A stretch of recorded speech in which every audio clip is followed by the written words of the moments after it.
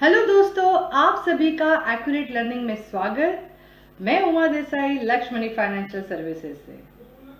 हमारे शुरुआती वीडियो से लेके आज तक हम मनी के बारे में बात करते आ रहे हैं और ये मनी हमने देखा कि जन्म से लेके अंत तक ये हमारे साथ जुड़ा हुआ है। आज इसी को लेके हम बात करेंगे टाइम वैल्यू ऑफ मनी और इससे जुड़े हुए सारी चीजें हम आज इस वीडियो में देखेंगे। तो आइए इसे आसानी से समझने की कोशिश करेंगे। Time value of money. So money loses it's value over a period of time.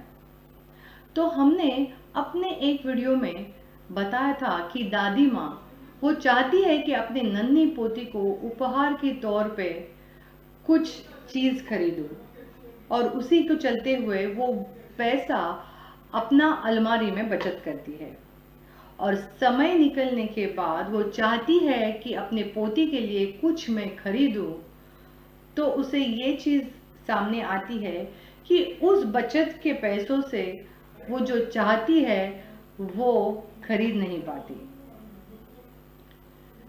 तो यहाँ पे आप देख सकते हो कि जो उसने बचत के तौर पे जो अलमारी में रखा होता पैसा, उसका आज कोई मोल नहीं है, उसका मूल्य ये बहुत ही कम है जो उसने सोचा था। तो money erodes it's value over a period of time. पैसा जो आज है वो कल जाके उस पैसों की कीमत वही रहने वाली नहीं है। वो पैसा अच्छी इकोनॉमी चलते हुए वो पैसों की कीमत कम कम होती जाएगी। तो पैसों का जो समय मूल्य है, यहाँ पे हम लोगों ने देखा है कि निवेश करना ये बहुत ही महत्वपूर्ण है, लेकिन हमारी इकोनॉमी अच्छी तरह से बरकरार रखने के लिए हमें यहाँ पे लायबिलिटी भी उतना ही महत्वपूर्ण है। हम जब भी पर्सनल फाइनेंस के तौर पे इसे देखते हैं तो हम लोग हमेशा कहते हैं कि आपकी लायबिलिटीज कम होनी चाहिए और आपका जो निवेश है, जो इन्वेस्टमेंट है, सेविंग है, ये आपके नीड्स, आपकी ज़रूरतों को, आपके जो लक्ष्य है जो फाइनेंस के है, उसे देखते हुए आपको ये बढ़ाते रहना चाहिए। तो यहाँ पे हम लोग देखेंगे कि घरों घरों में आप देखोगे कि माता पिता के पास जो मोबाइल फोन है, जो गैजेट्स है, उससे कई ज़्यादा एक्सपेंसिव गैजेट्स उनके बच्चों के पास होते हैं। तो जितना हमारे राष्ट्र में ये कंजम्पशन बढ़ेगा उतनी ही कॉर्पोरेट्स अर्निंग बढ़ेगी और हमारी कंट्री की इकोनॉमी भी उतनी ही बढ़ती रहेगी। इंडिया ये ऐसी कंट्री है आज के डेट में जहाँ पे 50% जो बच्चे हैं, ये सारी दुनिया के 50% बच्चे ये भारत में हैं। और बच्चों को अगर हम लोग बात करें तो सबसे ज़्यादा आप सभी जानते हो कि बच्चे ही ज़्यादा कंजम्पशन और खर्चों का कारण है।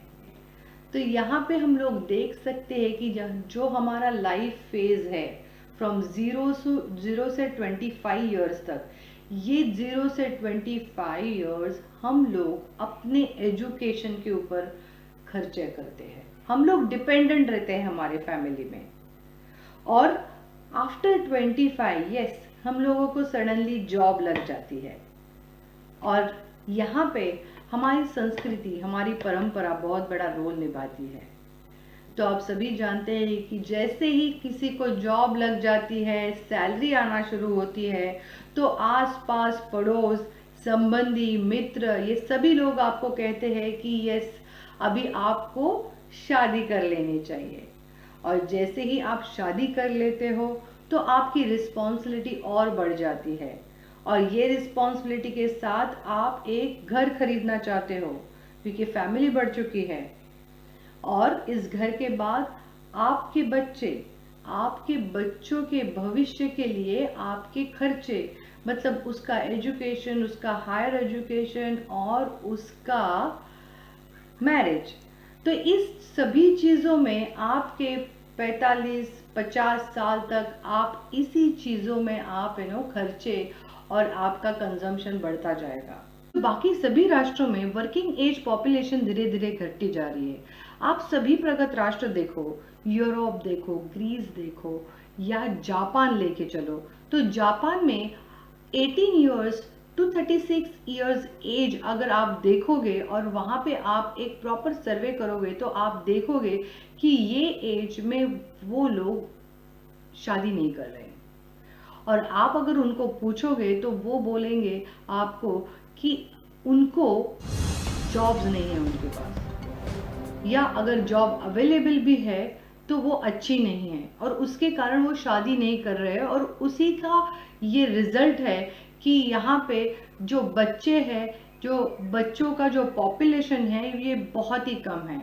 और मैंने आपको अभी अभी बताया था कि बच्चे जो है ये कंजम्पशन के लिए बहुत बड़ा बूस्टर है अपने इकोनॉमी के लिए।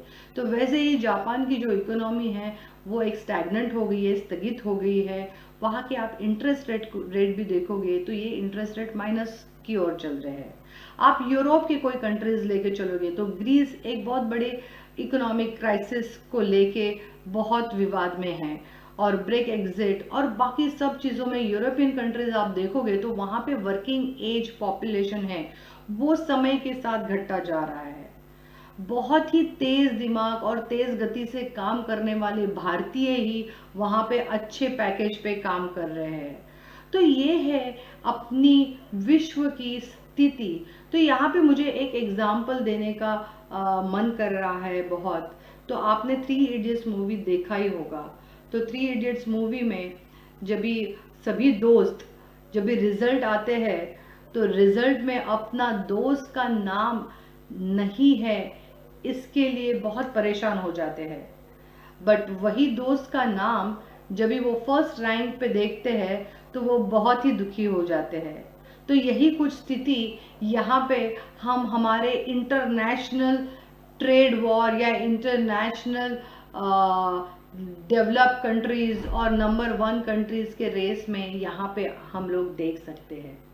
दुनिया में भारत और चीन ये सबसे ज्यादा आबादी वाले राष्ट्र करके जाने जाते हैं।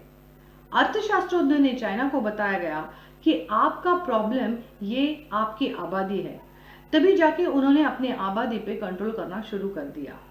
भारत ये जो बहुत ज्यादा आबादी का देश है, लेकिन यहाँ पे दुनिया के 50% बच्चे ये भारत में हैं और दुनिया के सबसे हाईएस्ट अर्निंग वर्किंग मेंबर जो है ये भारत में है।